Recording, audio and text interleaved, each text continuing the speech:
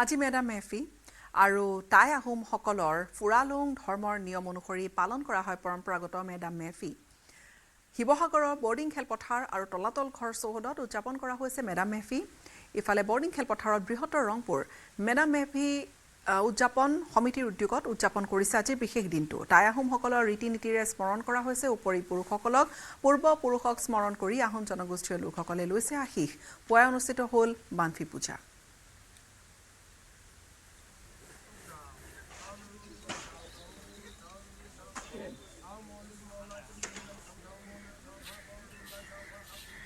Madam মেফি উপলক্ষে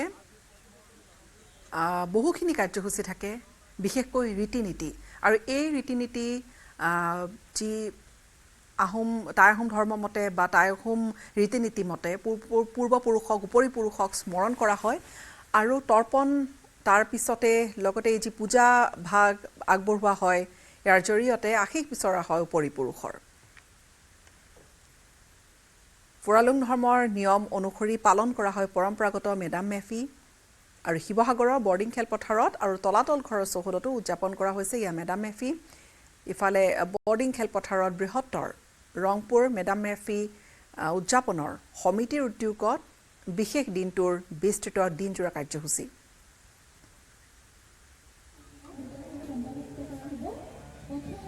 madam মেফি এয়া সোণাৰীৰ আমি দৃশ্য দেখুৱাইছোঁ মেডাম মেফিৰ যিখিনি ৰীতি নীতি পৰম্পৰা সেয়া পুৱাতে বানফি পূজাৰ লগতে আন যিখিনি ৰীতি নীতি পৰম্পৰা আছে পূৰ্বপুৰুষক যি স্মৰণ কৰা তৰ্পণ আগবঢ়োৱাৰ যিটো পৰম্পৰা সেয়া দেখা গৈছে এই দৃশ্যসমূহত আৰু এই পুৱাতেই এই ধৰণেৰে পূজা অৰ্চনা তাৰ পিছত বাকী মাংগলিক কাম কাজ আগবঢ়ায় গোটেই দিনটোৰ বাবে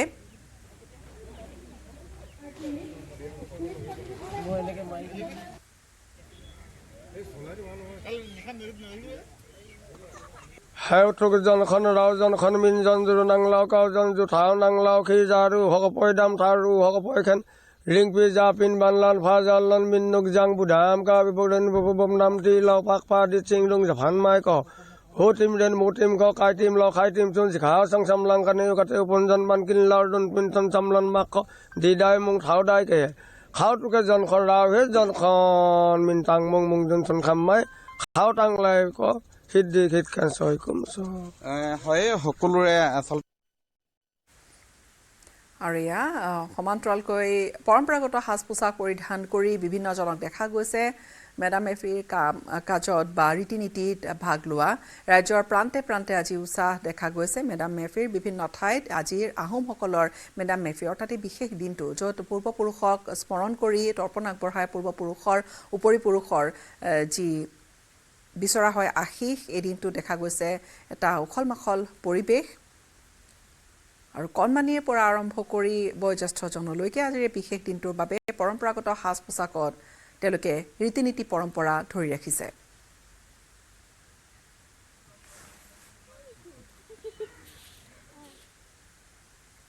IIT গুৱাহাটীত অনুষ্ঠিত হৈছে মডেল ইউনাইটেড নেশ্যনছৰ সপ্তদশ সংস্কৰণ 2025 চনৰ 31 জানুৱাৰীৰ পৰা 2 ফেব্ৰুৱাৰীলৈকে অনুষ্ঠিত হ'ব ইউনাইটেড নেশ্যনছৰ এই মডেল সংস্কৰণটো আলচাৰিংগাৰ অধীনত আয়োজিত হোৱা এই অনুষ্ঠান দেশৰ বিভিন্ন প্ৰান্তৰ পৰা অহা 100 জন ছাত্ৰ-ছাত্ৰীয়ে প্ৰতিনিধিত্ব কৰিব নিজ নিজ শিক্ষা অনুষ্ঠানসমূহক ৰাষ্ট্ৰসংঘৰ আৰ্হি আৰু কাৰ্যপন্থাৰ আৰ্হিত অনুষ্ঠিত কৰা হয় অনুষ্ঠানটি য'ত বিভিন্ন ৰাষ্ট্ৰৰ প্ৰতিনিধিয়ে বিভিন্ন বিষয় উত্থাপন কৰাৰ দৰে ছাত্ৰ-ছাত্ৰীসকলে উত্থাপন কৰিব বিভিন্ন বিষয়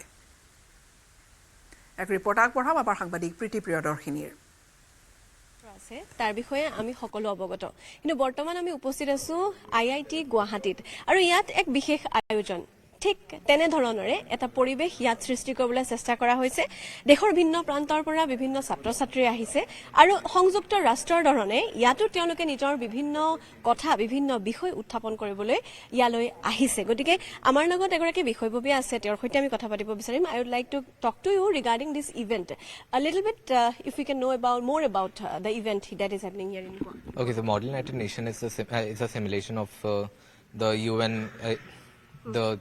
UN conferences that happen on international level, and we're having another committee called Lok Sabha. Okay. So what happens is that in those meetings in national level, delegates from countries go there and discuss global issues, be it about weapons or be it about economic crisis and stuff.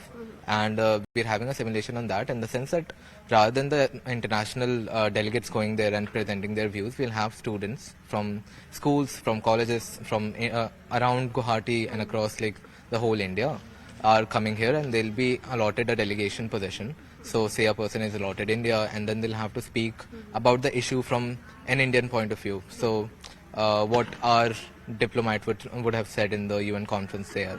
And same for Lok Sabha. Lok Sabha again, we allot people the delegation, we allot them the people they'll be representing, and they'll be speaking from the perspective of those people, be it a party leader or otherwise.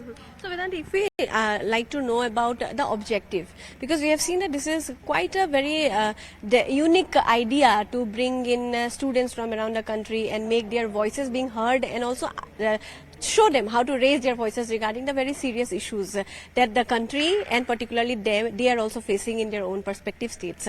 So what is the objective of this entire event? So the objective mainly is that the people who are into international politics and into debating, they get a very good place to hone their debating skills, hone their critical skills, critical thinking skills and stuff. So along with that, I would also like to know which edition is this? How many years? Since how many years this has been happening here in Guwahati IIT? So tomorrow, IITJMUN will have its 17th edition. So before that, we've had 16 edition. Before, even during COVID time, we were having online events. So yeah, this time it's the 17th edition, and it has been happening since 16 years. Okay. Thank you so much. Here's আমি এগৰাকী ইয়াৰে আয়োজকৰ সৈতে কথা পাতিবলৈ চেষ্টা কৰিলো। আসলতে সংযুক্ত ৰাষ্ট্ৰ আৰ আন্তঃৰাষ্ট্ৰীয় সুৰক্ষা আৰু শান্তিৰ বাবে যি সংযুক্ত ৰাষ্ট্ৰ আছে, য'ত দেশৰ বিভিন্ন দেশৰ পৰা প্ৰতিনিধিসকলে গৈ নিজৰ সমস্যাসমূহ নিজৰ কথা উত্থাপন কৰে, ঠিক তেনেধৰণৰে এটা প্ৰেক্ষাপট গুৱাহাটী IITত তেওঁলোকে চেষ্টা কৰিছে। তেনেধৰণৰ এটা প্ৰেক্ষাপট স্থাপন কৰিবলৈ, তেনেধৰণৰ এটা প্ৰেক্ষাপটৰ সৃষ্টি কৰিবলৈ, য'ত দেশৰ ভিন্ন প্ৰান্তৰ পৰা গুৱাহাটীৰ লগতে উত্তৰ পূৰ্বাঞ্চলৰ ভিন্ন প্ৰান্তৰ লগতে দেশৰ ভিন্ন প্ৰান্তৰ পৰা বিভিন্ন ছাত্ৰ ছাত্ৰী আহিব আৰু তেওঁলোকে ইয়াত সংযুক্ত ৰাষ্ট্ৰত যেনেধৰণে কথাবিলাক উত্থাপন কৰা হয়, ঠিক তেনেধৰণে তেওঁলোকৰ বিষয়সমূহ উত্থাপন কৰিব। সংসদীয় বাজেট অধিৱেশনৰ প্ৰাক্ষণত দেশবাসীক সম্বোধন প্ৰধানমন্ত্ৰী নৰেন্দ্ৰ মোদীৰ দেশৰ দুখীয়া আৰু মধ্যবিত্ত শ্ৰেণীৰ লোকৰ বাবে মা লক্ষ্মীৰ আশীষ বিচাৰি প্ৰাৰ্থনা কৰিলে প্ৰধানমন্ত্ৰীগৰাকীয়ে। গণতান্ত্ৰিক ৰাষ্ট্ৰ হিচাপে দেশে ৭৫ বছৰ সম্পূৰ্ণ কৰাটো গৌৰৱৰ কথা। বিশ্ব দৰবাৰত নিজকে ভালদৰে প্ৰতিষ্ঠা কৰিছে ভাৰতে। आज बजट सत्र के प्रारंभ में मैं समृद्धि की देवी मां लक्ष्मी को प्रणाम करता हूं। मां लक्ष्मी हमें सिद्धि और विवेक देती है, समृद्धि और कल्याण भी देती है। मैं मां लक्ष्मी से प्रार्थना करता हूं कि देश के हर गरीब एवं मध्यम वर्ग समुदाय पर मां लक्ष्मी की विशेष कृपा रहे। প্ৰধানমন্ত্ৰীয়ে কয় যে আপোনালোকে নিশ্চয় লক্ষ্য কৰিছে 2014 চনৰ পৰা এখন প্ৰথম সংসদ অধিৱেশন, য'ত আমাৰ কাম কাজত কোনো বিদেশী হস্তক্ষেপ কৰিব পৰা নাই, কোনো বিদেশী শক্তিয়ে জুই জ্বলোৱাৰ চেষ্টা কৰিব পৰা নাই। আমাৰে দেশৰে বহুজনে এনেদৰে জুই জ্বলাব বিচৰা বিদেশী শক্তিক আদৰণি জনাবলৈ চেষ্টাৰ কোনো ত্ৰুটি কৰা নাই। साथियों, आज एक बात आपने जरूर नोट की होगी, मीडिया के लोगों ने तो जरूर करनी चाहिए। शायद 2014 से लेकर अब तक शायद ये पहला पार्लियामेंट का सत्र है कि जिसके 1-2 दिन पहले कोई विदेशी चिंगारी नहीं प्रगटी है। विदेश में से आग लगाने की कोशिश रही हुई है।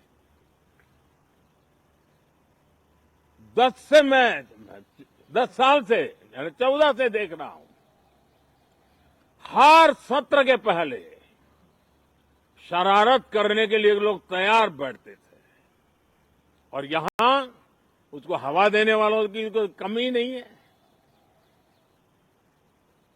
ये पहला सत्र मैं पिछले 10 साल के बाद देख रहा हूं कि जिसमें किसी भी विदेशी कोने से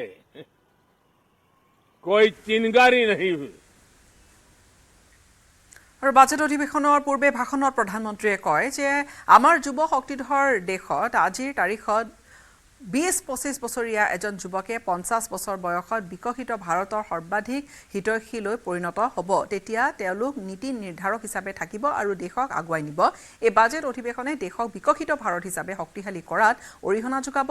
বিশেষকৈ যুৱ সাংসদসকলে দেশৰ উন্নতিত অৱদান যোগাব। আমাৰ উদ্দেশ্য আৰু লক্ষ্যক আগুৱাই নিবলৈ বিকশিত ভাৰতৰ সপোন সাকাৰ কৰা যুৱ প্ৰজন্মৰ বৃহৎ উপহাৰ দেশৰ বাবে।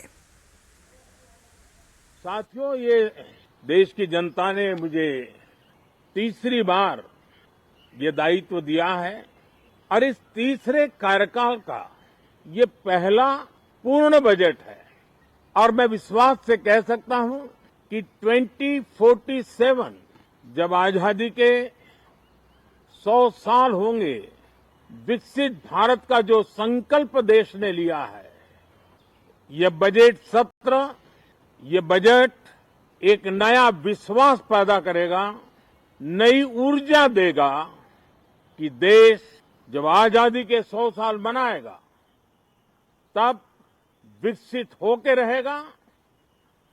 140 करोड़ देशवासी अपने सामूहिक प्रयास से इस संकल्प को परिपूर्ण करेंगे। तीसरे टर्म में हम मिशन मोड में देश को सर्वांगीण विकास की दिशा में, चाहे वो भौगोलिक रूप से हो, सामाजिक रूप से हो या आर्थिक भिन्न भिन्न स्तर के संदर्भ में हो, हम सर्वांगीण विकास के संकल्प को लेकर के मिशन मोड में आगे बढ़ते जा रहे हैं। প্ৰধানমন্ত্ৰী নৰেন্দ্ৰ মোদীৰ তৃতীয়টো কাৰ্যকালত ভাৰতৰ সৰ্বাংগীন উন্নয়নত গুৰুত্ব আৰোপ কৰা হৈছে বুলি ক'লে তেওঁ। আমি মিছন মোডত আগবাঢ়িছো। উদ্ভাৱন, অন্তৰ্ভুক্তি আৰু বিনিয়োগ আমাৰ অৰ্থনৈতিক কাৰ্যকলাপৰ আধাৰ। সংসদৰ এই অধিৱেশনত বহু ঐতিহাসিক বিধেয়ক আৰু সংশোধনীৰ বিষয়ে আলোচনা কৰা হ'ব বুলি ক'লে প্ৰধানমন্ত্ৰীগৰাকীয়ে। বিশদ আলোচনাৰ অন্তত বিধেয়কসমূহ আইনত পৰিণত কৰা হ'ব। বিশেষকৈ নাৰী শক্তি আৰু মহিলা সবলীকৰণৰ মূল কেন্দ্ৰবিন্দু হ'ব। সংস্কাৰ প্ৰদৰ্শন ৰূপান্তৰ হ'ব আমাৰ দ্বিতীয়টো লক্ষ্য আৰু উদ্দেশ্য। इनोवेशन, इंक्लूजन और इन्वेस्टमेंट, ये लगातार हमारे आर्थिक गतिविधि के रोड मैप का आधार रहा है। इस सत्र में हमेशा की तरह कई ऐतिहासिक बिल पर सदन को चर्चा होगी और व्यापक मंथन के साथ वो राष्ट्र की ताकत बढ़ाने का काम करने वाला कानून बनेंगे। विशेषकर नारी शक्ति के गौरव को पुनः प्रस्थापित करना, पंथ संप्रदाय के भेद से मुक्त होकर के हर नारी को सम्मानपूर्ण जीवन मिले, उसको भी समान अधिकार मिले, उस दिशा में इस सत्र में कई महत्वपूर्ण निर्णय लिए जाएंगे। ইয়াৰ সৈতে বিদায় লম। নমস্কাৰ।